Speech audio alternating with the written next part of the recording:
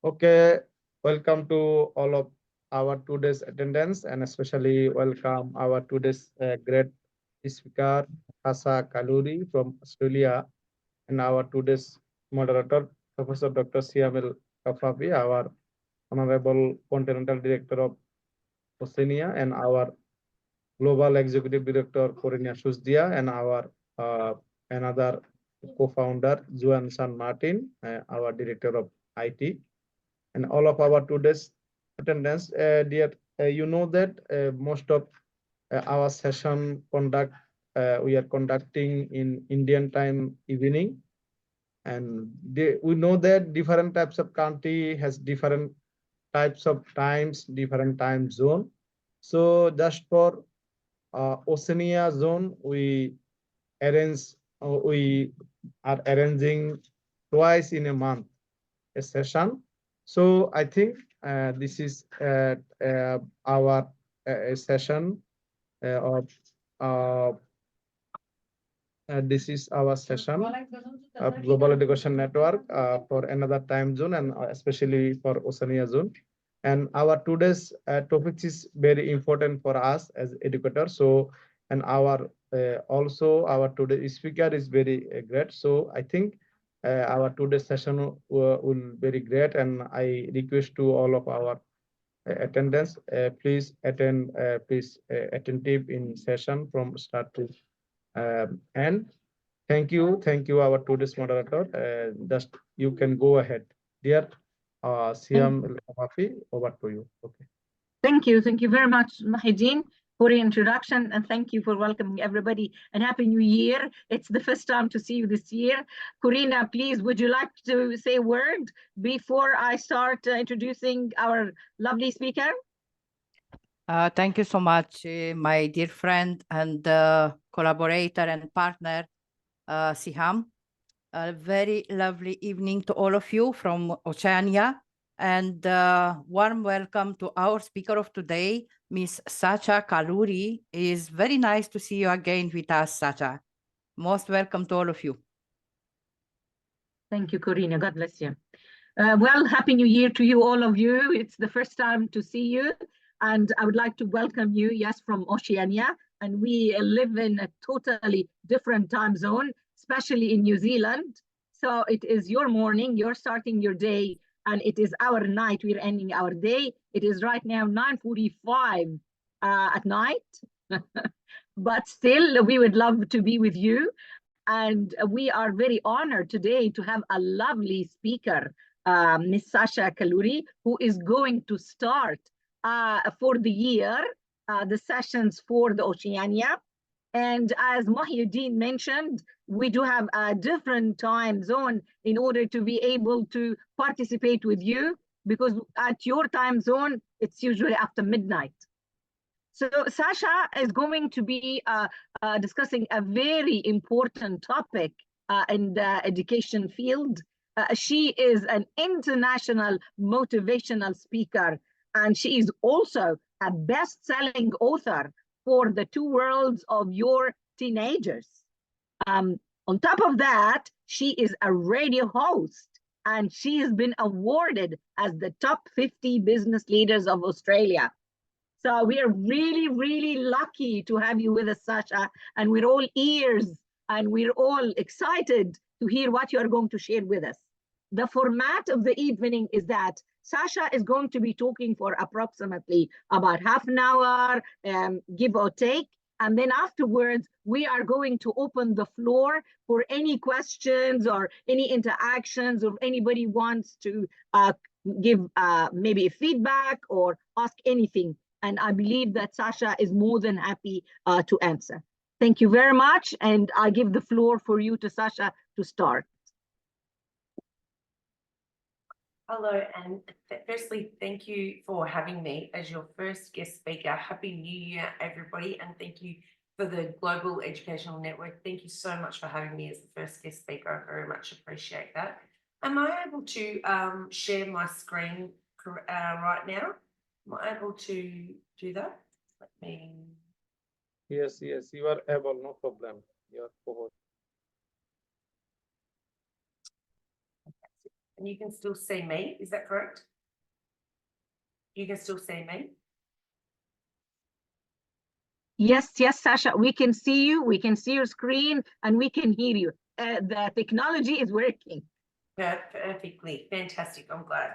Okay, I've chosen how emotional intelligence can lead to developing our constructive thinking. The reason I've done that is because I feel like this is actually the foundation for our success. Once we have some sort of control and understanding of our own emotional intelligence, about where we, how we can best utilize that to help us in our career, help us whether it be with our family or in our career, it means that we have much more understanding about how it is that we can work best as a team, how we can actually make positive changes into our life, and how we can actually make sure that these aspects of our lives are not just something that you learn after coming to one seminar. It's something that you continuously ask yourself over and over to try and develop. So I just wanted to give you that. Thank you so much for introducing me again. This is who I am. My book that I've written, I've spoken all across the world. With being a business leader in 2019 in Australia, obviously won many awards. Spoken, I was at the 2018 and 2019 official Australian ambassador for New York United Nations Day.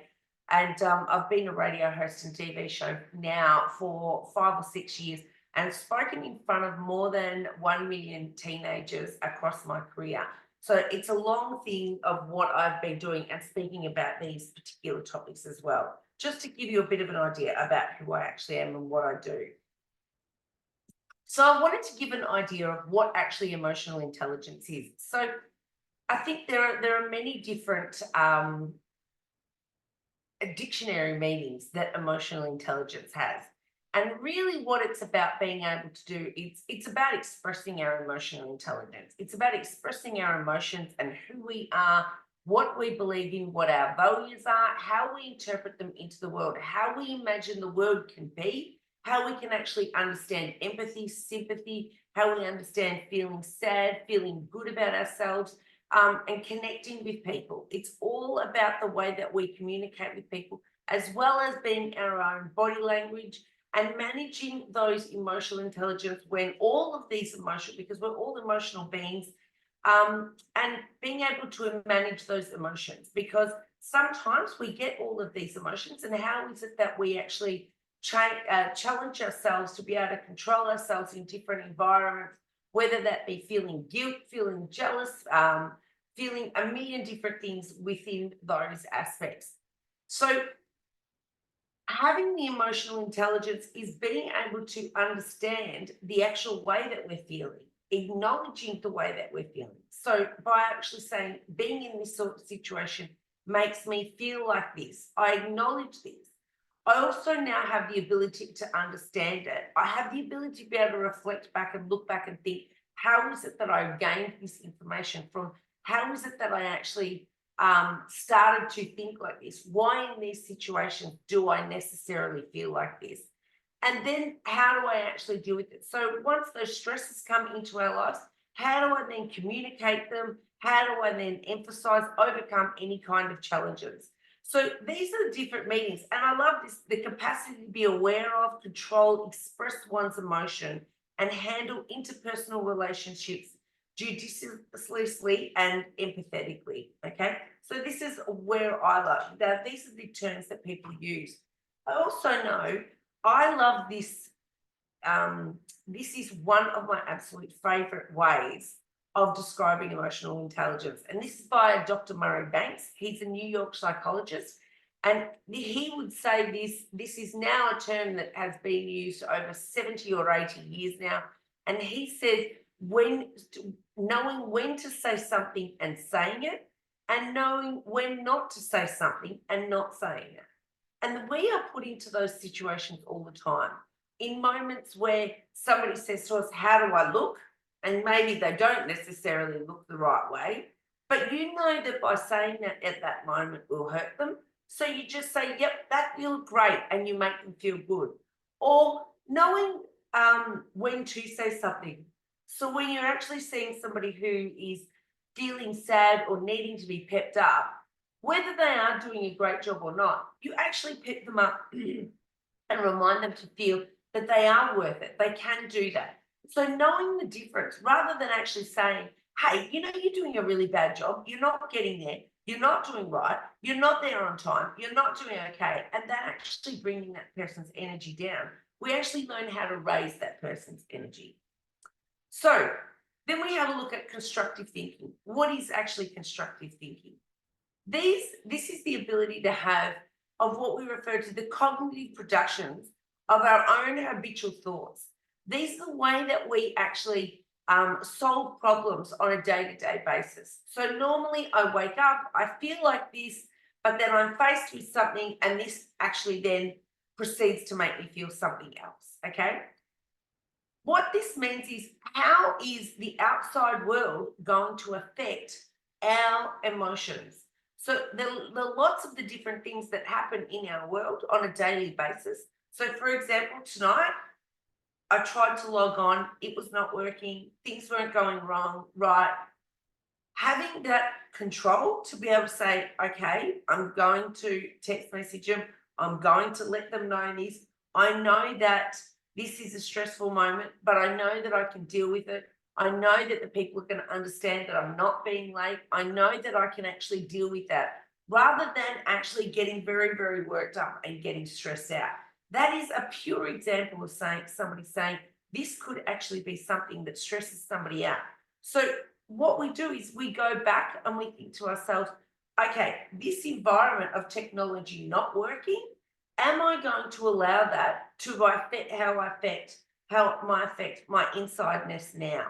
So that's what we're looking at. Cognitive thinking is really the way the brain links up what we've done in the past, remembering how we've learnt in a situation, and then not having a judgmental way on how we're actually solving that problem without adding fuel to the fire of how we can get the best outcomes. So for example, if we are using the fact that technology was not working when I signed in today, okay? My past actually has told me that getting into Zoom often can go wrong, and it doesn't mean that the whole day is going to be ruined. Sometimes these situations don't work. We need to keep logging on, and then finally they will actually work, because my past has told me that I've tried that before. Now, let's say this was a situation that I'd never done. I'd never tried to link into Zoom before. I'd never had an experience like that. I'd still then have to go back to myself and say, I've never done this, but allowing my emotions to get out of control is not going to be the best way of delivering this outcome and the way of actually dealing with this, so that I get into this system and start working there, because the stress is not going to work. Now, some people can train their minds to be able to do this.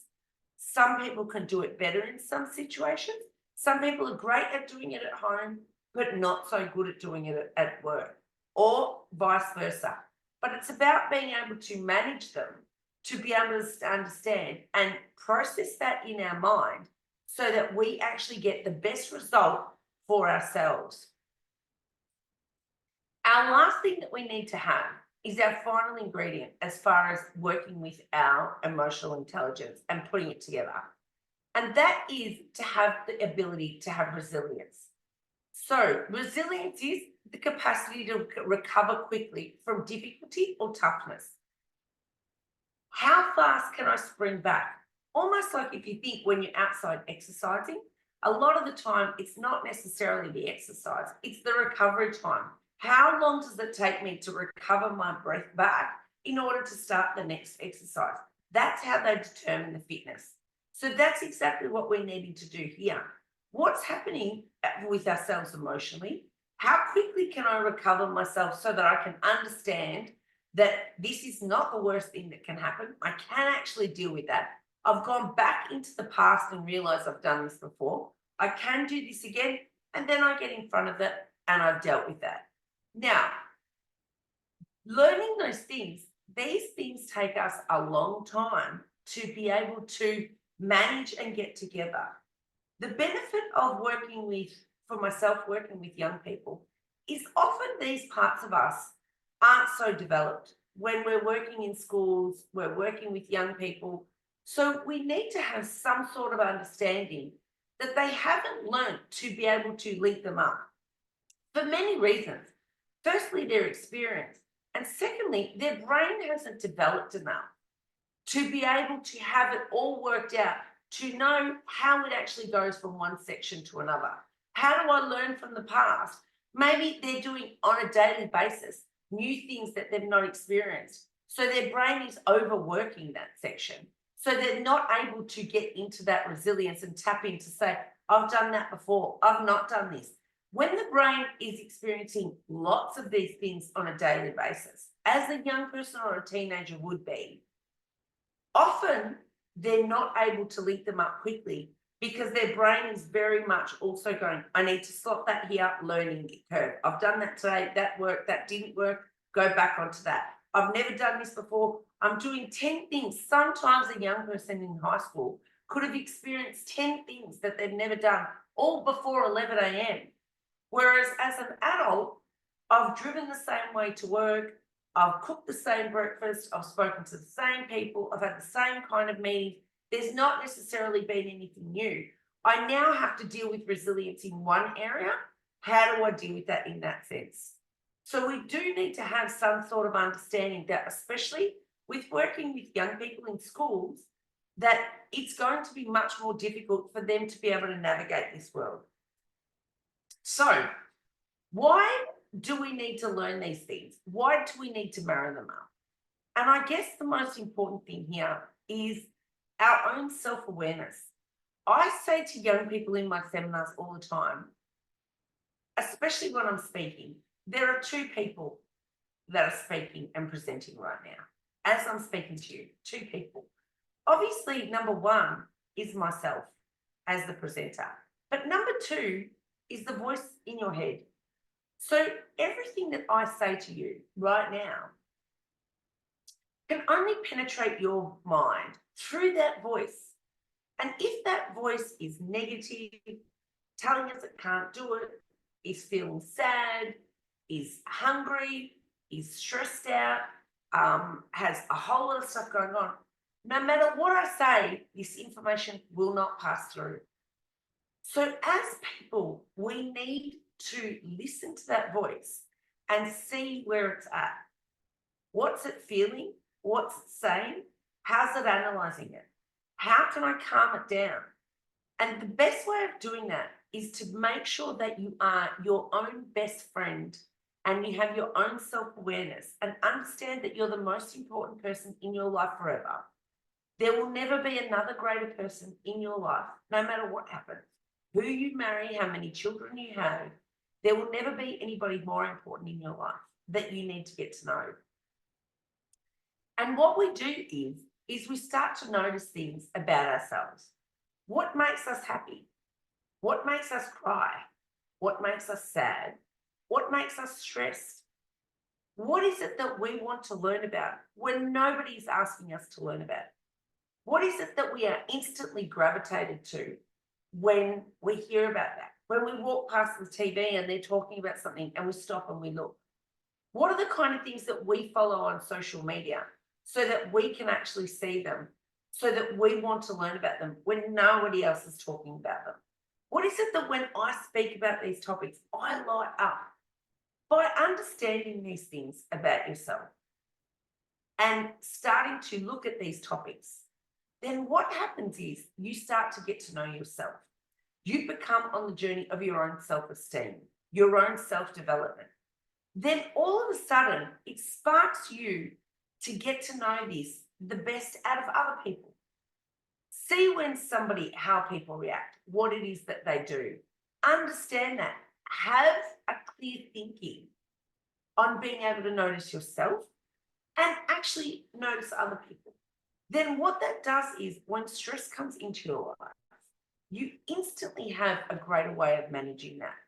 You instantly have a higher productivity. You're able to do more because you say to yourself, I know that at this time I function better. I know at this time under these kind of stresses, I can handle things, and at other times I can't. And you know how to bring in more things into your life.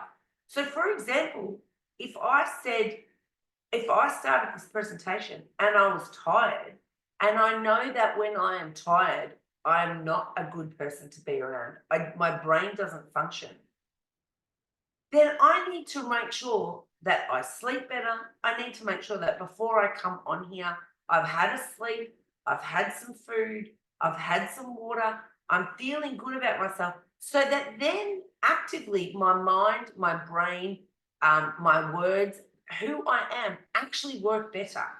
But if I put myself under stress and gave myself 100 things to do today and I didn't complete them, I would then feel bad about myself. I would then not feel good. My mind would not work actively enough. I wouldn't remember the different things. And then what would happen is I would come here feeling bad about myself. I wouldn't be able to give my best presentation. And then you would not get the best out of me. So it's important that once we know that, we then achieve that harmony within ourselves. We get the best results out of ourselves. So all of these things, the emotional intelligence, the cognitive thinking, the constructive thinking, the resilience, all add up to us having our own success. What I mean by success, I don't actually mean in terms of finances and money. I mean by actually at the end of the day, being able to reflect and saying, I had a good day. These things happened to me, but I was able to manage that stress. I was actually able to deal with that. It came into my life, no problem, dealt with it. It's okay. Technology didn't work. I didn't get over emotional. I didn't get stressed out. I didn't say, I can't do this. I can't cope with that. I dealt with it as it meant I needed to do with that. So you get the best results out of that. Okay. Paying attention to your emotional intelligence to be able to think clearer. Okay. I want you to also understand, to have a great think on that, understand that our body language and facial expression actually say 1,000 times more than what our words. So having that emotional intelligence also means that you are better at reading your own body language and facial expression, and also having understanding of the way that you act yourself. How is it that you walk into a room? What is it that you do? How does your body language look? How do you get the most power? How do you get the most recognition? How do you stand confident within yourself? So notice your own body language, notice your own facial expression. But also, it gives you that ability to be able to notice other people's body language and emotional intelligence and facial expressions as well. Be able to see that person's not looking so good. How can I actually reach out to them to make them feel good? I love the saying, people remember how you made them feel. People remember that. So if I've made you feel good, you may not remember my name, you may not remember what I said, you may not remember what I look like. But at the end of this session, you'll remember how I made you feel. And if you spark something to feel good about yourself and you've noted something, then you go, I've learned that about myself. I feel some gratitude. I feel good. I can then move on. You may not see me for another year, but you then go, I remember that because that taught me that. That made me feel about that expression. So we understand, we want to make sure that we make people feel good about themselves rather than seeing people and not making them feel good about themselves. What that also does is it links into be able to see the bigger picture. What that does is, when I mean the bigger picture, is, for example, you're only seeing me today for 1 hour, but my day has been filled, and like we were saying before, it's evening, late evening for us. So my day has been filled with a million other things. So seeing that bigger picture means that I have a notice to be able to say, I might be a better speaker if I spoke in the morning or if I spoke in the afternoon rather than later in the evening. But the bigger picture is to understand I need to be my best self right now, regardless of what the time is. And I need to also prioritize everything else that's going on in my life, rather than that just 1 hour of what we're seeing now. So it's about regulating and understanding and responding appropriately to our emotions. And the other thing it is to be able to admit when you're wrong, because we are human beings first and foremost. That means we will make mistakes. I say all the time, above all else, I'm a human being and I am built to make mistakes. I'm built to not know how to do everything. I'm built to learn and experience. So my number one thing that I will do is make a mistake. So it's about owning those mistakes and having that accountability. And as we learn that, our accountability is a key to our own emotional intelligence. That also means that we can't jump on people when they make a mistake, because first and foremost, just as I said, I am human, they are also human as well. So we can't just expect everybody to be perfect all the time. Okay. Looking at our body language, I'm not sure if any of you have seen this before, but this is how we listen. So today, for example, you're just seeing me from here up. But other than what we might do is we might focus on the words that we actually say. But the truth is, you're only getting a portion of the information that I'm getting, 7% from the words. 38% is you're getting from my tone. And the rest you're getting from my body language, which means that if you're watching me, you're seeing that using my body is such an important part of my presentation. It's not just about remembering and saying, I have these slides and these things work for me. It's also about making sure that you have the right tone. When I'm talking about something that I want you to be excited about, my tone becomes excited. When I'm talking about something that I need you to listen to, I may slow down and use that tone so that you have some sort of understanding. Often people don't understand how important the pause is. So if I give you a piece of information that I know can maybe be a little bit difficult for you to understand, I must allow for a pause, because that gives you that space to think. So if I don't give you that pause and then I move on to the next bit, your brain doesn't have the capacity to be able to soak it in, to be able to know that's an interesting thought. I need to look at my body language a little bit more. I need to look at my tone. I'm constantly focused on my words. But the truth is, my words are one part of it. Everything else that's encompassing those is much more important. We often see this when we're having an argument with someone. People will say, I just said this. Actually, you may have said those words, but with those words, they were 7%. With that, your tone and your body language was so much more powerful. So I may have said, I'll be back in 5 minutes. Don't ask me, I'll be back in 5 minutes. What are you stressed about? I might say, I'll be back in 5 minutes. What are you stressed about? Or I may yell it.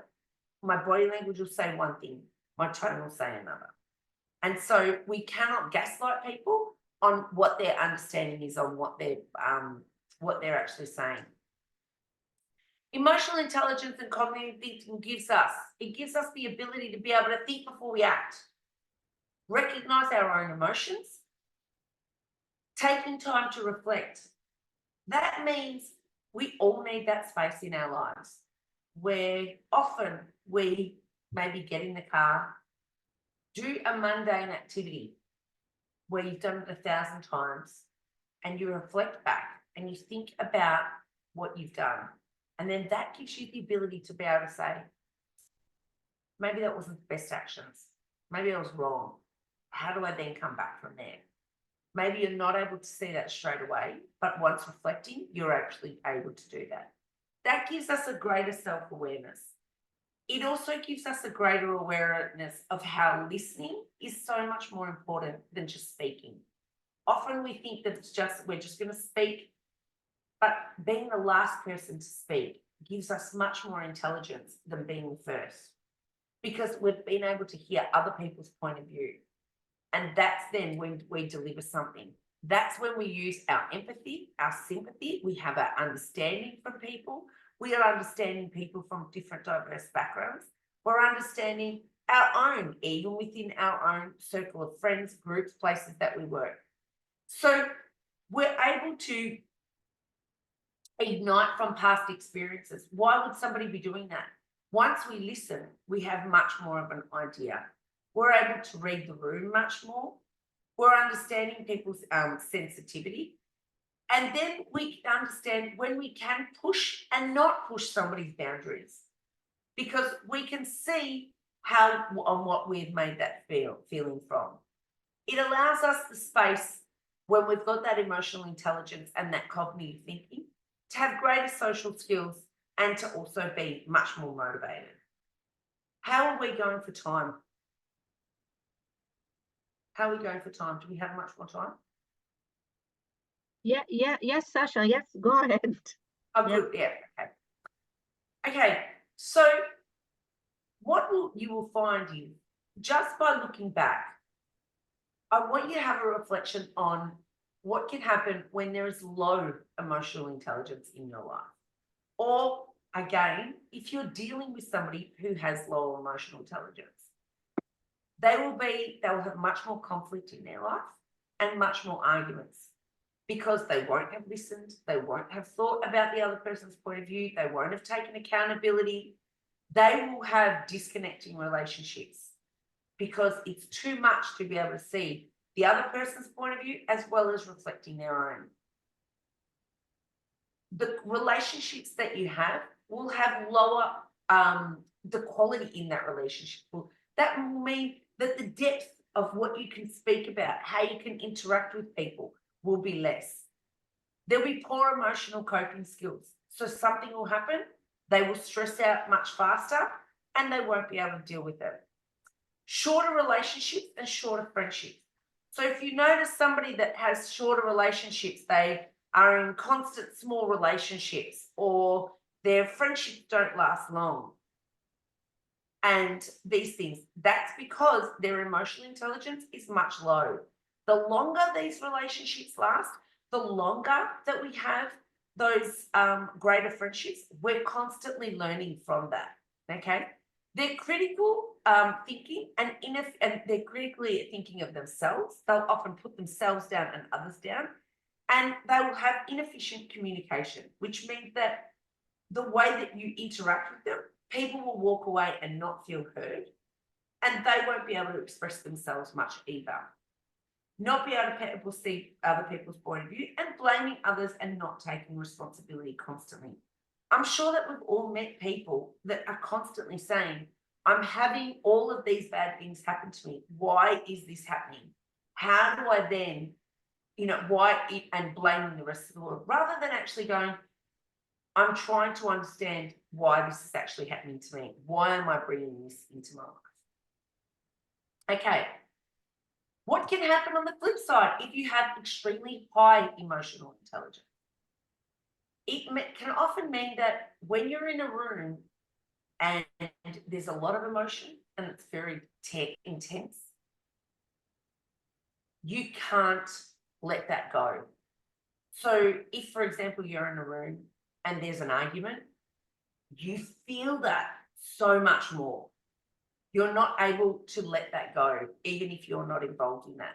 When there's tension between or deliver bad news, to say something to someone, or even you find it very difficult to deliver negative feedback or be able to tell someone when things aren't going so well. So you avoid those conflicts, because if avoiding those conflicts, and this is sometimes being able to say, I need to lower that. Not when you're extremely emotionally intelligent, having that high emotional intelligence, what can actually happen is it can actually stop you in the world of being able to understand things, because that emotion is overbearing. So research has shown that emotional intelligence too much can also mean that's when people become quite manipulative and deceptive in their own purposes, because they tend to be able to use that against other people. They can look at the way that other people think and see how they manipulate them as well. Okay. I look at this and I think, for me, the most important thing I look at is the bigger picture. And when I see the bigger picture, understanding your own why are you doing the things that you do? Understanding your own self for your own self-development allows you to be much more open-minded when you're seeing the bigger picture, because it would mean that you're able to see that in order for me to be where I am today, I must have experienced so much more. That means when I do something, you'll have seen that I've had much more impacts in my life rather than just judging on that one situation. Having a stronger empathetic of understanding of others and their why. Why are they doing these things? We all have different wants and needs in our lives. Some people are driven by money. Some people are driven by family, love, ego, all of those things. Understanding what's driving them, as well as understanding what's driving yourself. Being able to see the bigger picture, not only looking at it from your version of point of view, but also from other people's points of view. Recognizing these qualities in yourself. Understanding your own values. Once you know your values and what your greatest values are and what's important to you, you then make sure that you only bring those things into your life. So, for example, through my own emotional intelligence, I've learned that the most important thing for me is my greatest value is freedom. Having the freedom to be able to work the hours that I want to work on the jobs that I need, have the ability to express myself the way that I want. These are my greatest values. So an example would be this year, I've bought a new business in something that's completely different to what I've normally done. And while I was looking for a new business venture to get into, I had to make sure that it was fundamentally going to give me much more freedom, going to give me much more an expression of my own freedom, but also help others with their freedom. How we can navigate that. And so while I was looking at things, I was saying to myself, that's not going to fit my values. It's only going to make me unhappy. This has to bring all of those things into my life. So looking at what are your greatest values and then feeding them. Hold yourself accountable.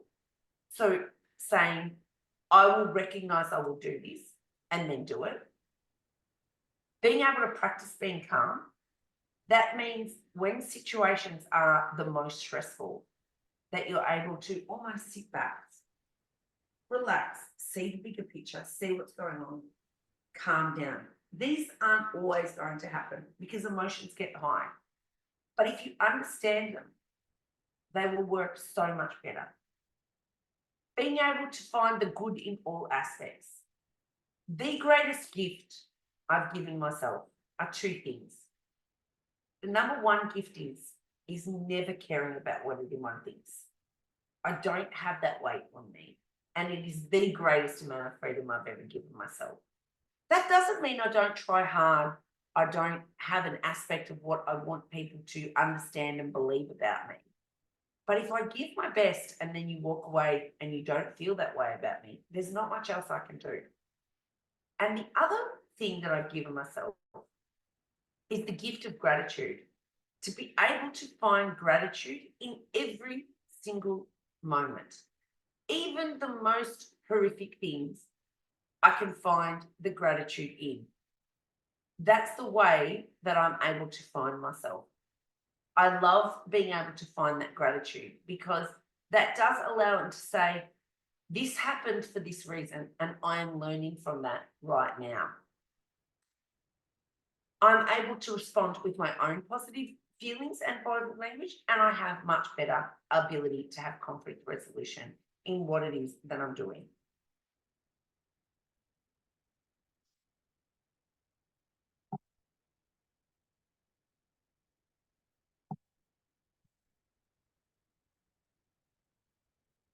Okay. How to use your emotional intelligence by combining it with your constructive and cognitive thinking. The way that we actually start by this is by, one of my favorite things to do is to be vulnerable. Say how you feel. Now, sharing how you feel doesn't necessarily mean you need to be mean or awful, but it can actually be where you're actually saying, letting people know parts of yourself slowly so that they have an understanding of who you are, so that when something happens, you can actually work best as a team. An example is I worked with a group of people. It was a sports group of people. And in that time I was working with this sports group of people, they were not doing so well in their sport. They weren't performing so well. And what was happening was they weren't working well as a team.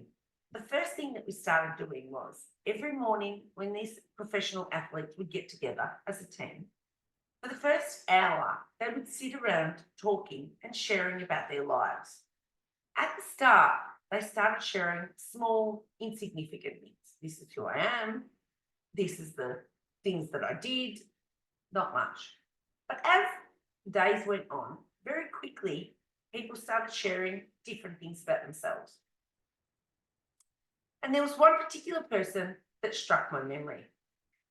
And they said, soon, very quickly, they said they were a professional athlete, getting paid a lot of money to be this professional athlete. They said, my mother lives with me and she's very ill and I take care of her.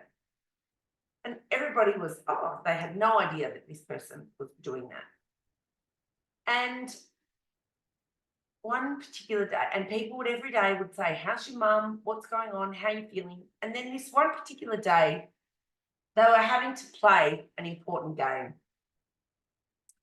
And they go out, and then that morning, because this person had shared their vulnerability of they were taking care of their elderly sick mum, in the night before this particular game they were playing, their mum had gotten quite sick and they'd taken them to the hospital during that night. But it was an important game, so this person got there on time and went to play. And he said to everybody, I've been with my mum all night in the hospital. Instantly, this team, because this person had shared their vulnerability, instantly this team then said, right, we've got your back. Don't worry about it. If you're not going to run as fast, if you're not going to get the ball as fast, we're going to have your back.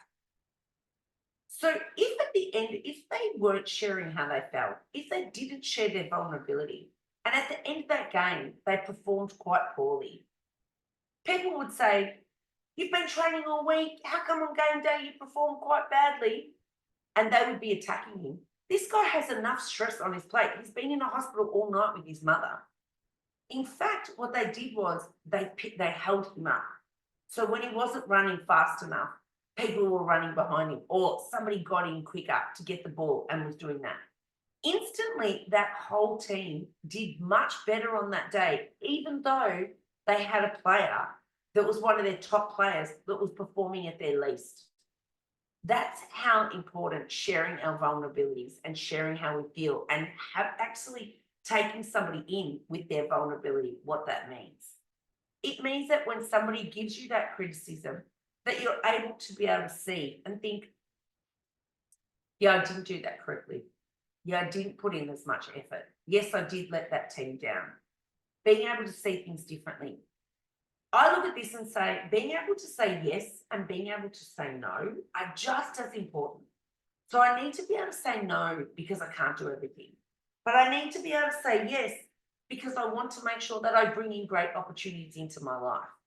Sometimes being able to say no and yes are both difficult things to navigate. Sometimes we just say yes all the time, but we don't say no, so there's no worth in our no. Our no has no value because we do everything. Sometimes we say no all the time and we don't bring in, so somebody will say, come here, do this. No, I'm scared. No, I don't want to do it. So Having this emotional intelligence helps us solve our own problems, helps solve our problems for our others. It understands our why we're doing things, why I'm putting as much effort into different things that we're doing. It allows us to not be so judgmental. It allows us to have an open mind.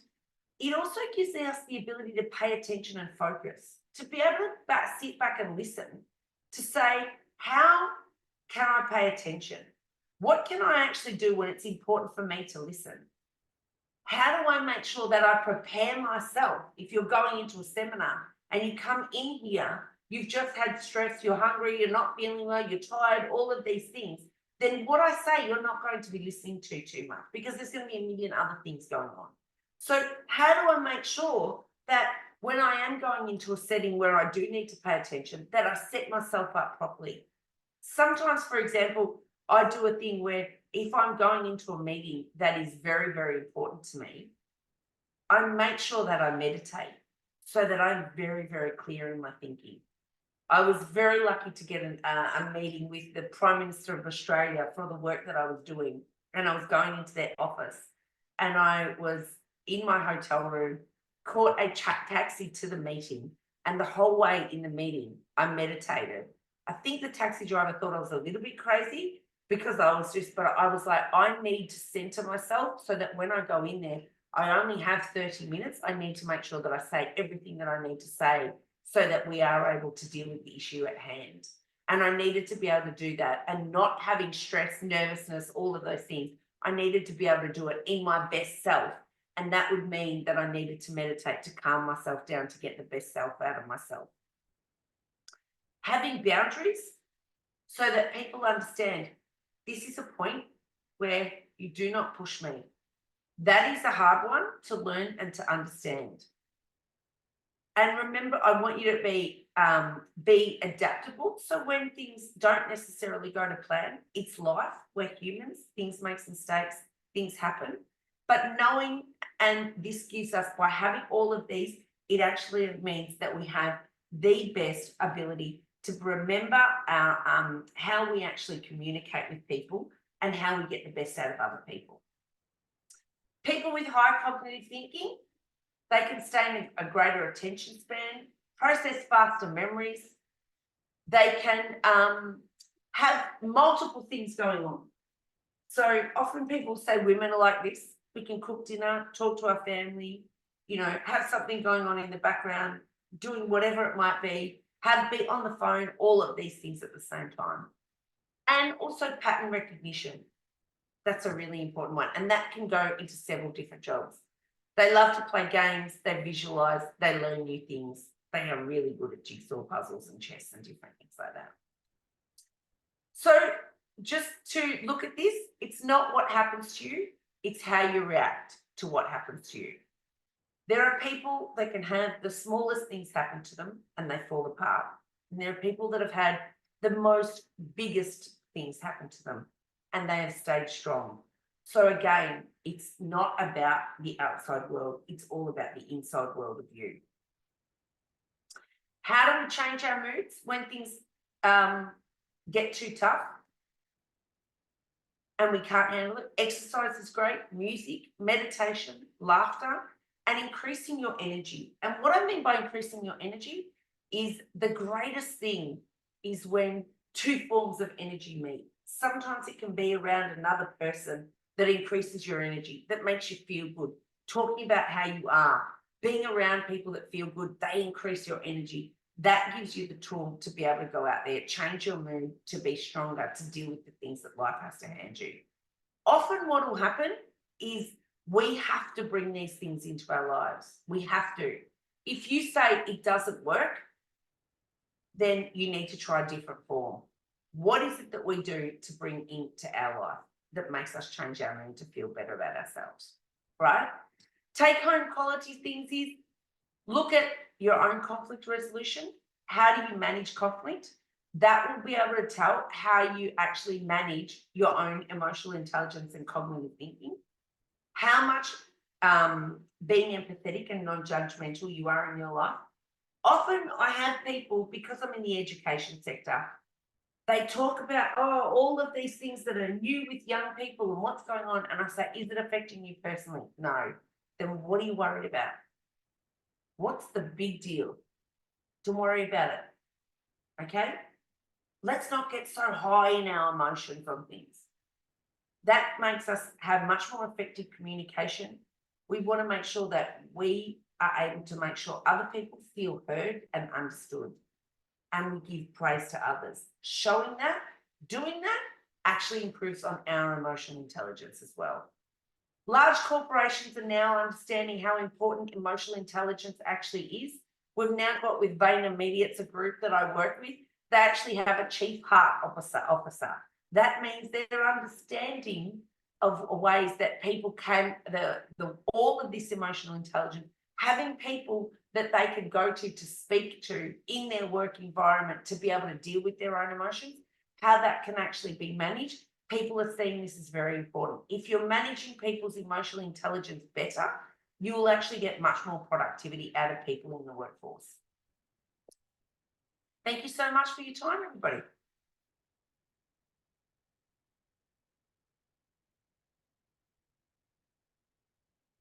Thank you very much, Sasha,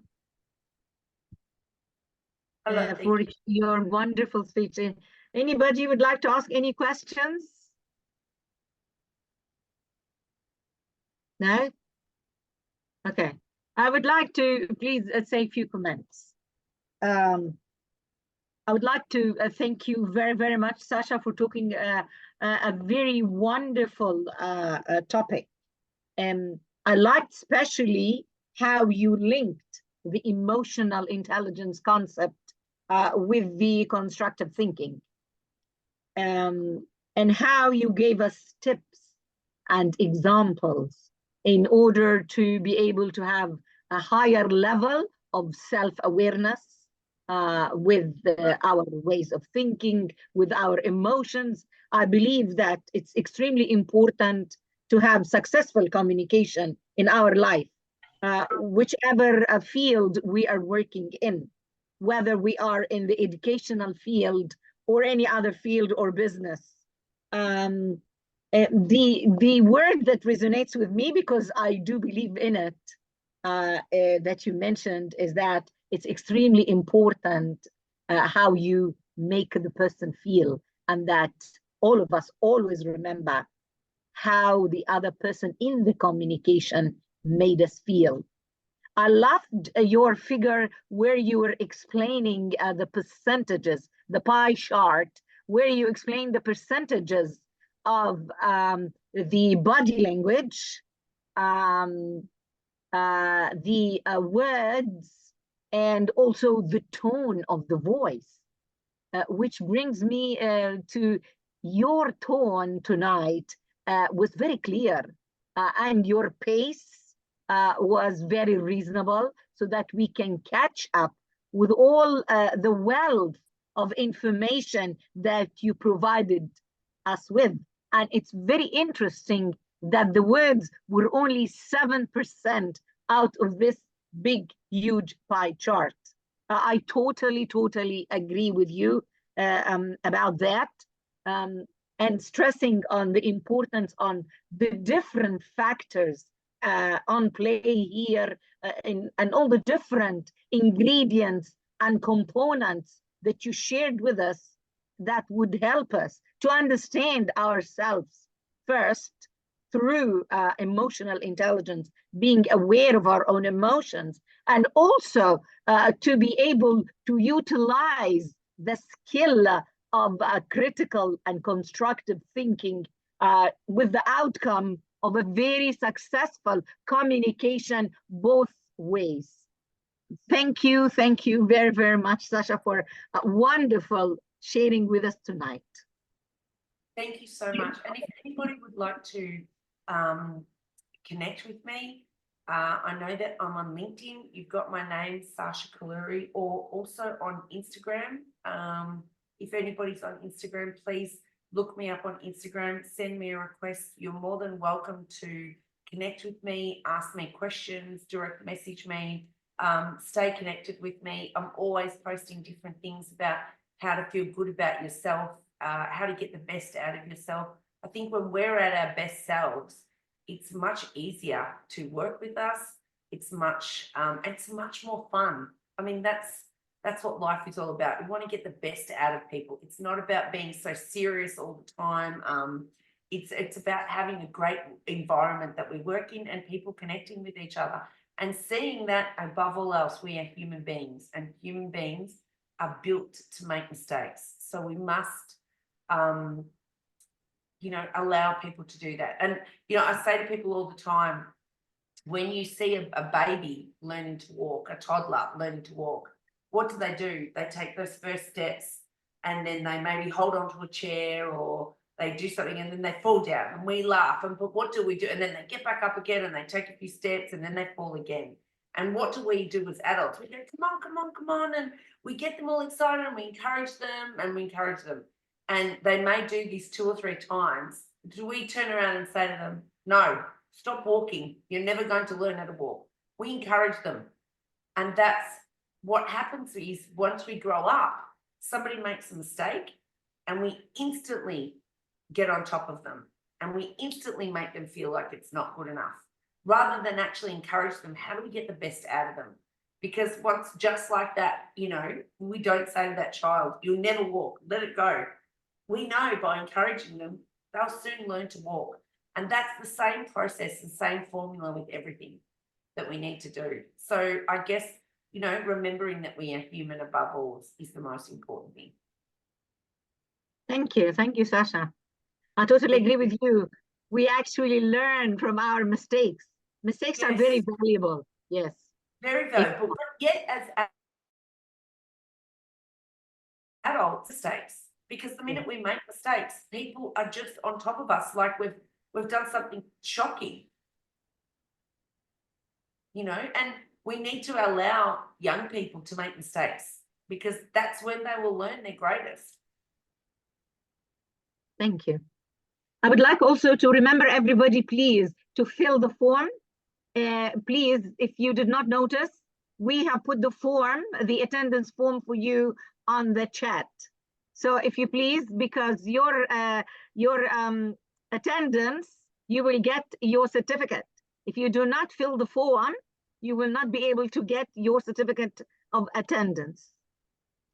Anybody would like to share, would like to ask, would like to comment? I'm happy to answer any question. Okay. Yes, there's somebody put their hands up. Yes, please. Yes, I have a question. Hello? Yes. Yes, go ahead. Yes. Fatima Tabassum. Okay, you can ask any question. Okay. Yes, I was having the question. Can I ask a question? Yes. Wahida, yes. Go ahead. Yeah, as you said about emotional intelligence, what do you think? What do you think? Emotional intelligence is important or IQ? Look, I think that they're both important. We can't have one without the other, really. But then I think also there are people that have, you can't have one without the other. It's, it's almost like you need salt, you need pepper. They're both equally as important. The IQ, there are often people that have a higher IQ, but have a lower emotional intelligence. There are some people that have a higher emotional intelligence, but a lower IQ. We can't have one. Well, one is definitely not more important than the other. I think they're equally as important. But I also think that when we look at things, if you look at the great scientists of the world that have understood the world and understood, these incredible things out there, they come back down to and they say, it's really about understanding ourselves. So you can have this incredible understanding of space and the world out there. But if you don't have an understanding of yourself, then there's almost no point of getting what's going on out there because it becomes part of the bigger picture. And what point is the IQ if you're not understanding yourself and the reason why behind people are doing things? You know, so I think, yeah, it's a one more from the other. What I guess it's, what does everybody else think? I think that everybody in different times, when you're dealing with your family sometimes and the issues that you have, coming in with a high